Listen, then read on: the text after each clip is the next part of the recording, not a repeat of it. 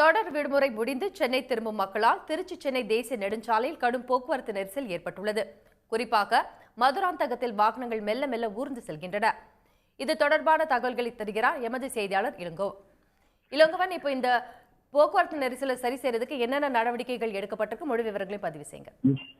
நிச்சயமாக திருச்சி சென்னை தேசிய நெடுஞ்சாலையில் வரலாறு காண முடியாத வகையில் கடும் போக்குவரத்து நெரிசல் காணப்படுகிறது. இதனால் வாகனங்கள் சாலையில் சிக்கி தவிர்க்கின்றன.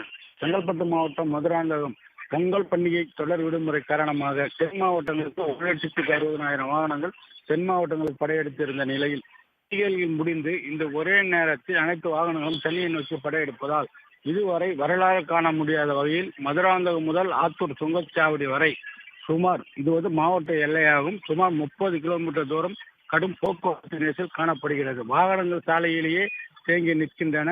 வாகன நெரிசலால் வாகன ஓட்டிகள் பெரும் அவதிக்கு ஆளாகி உள்ளன.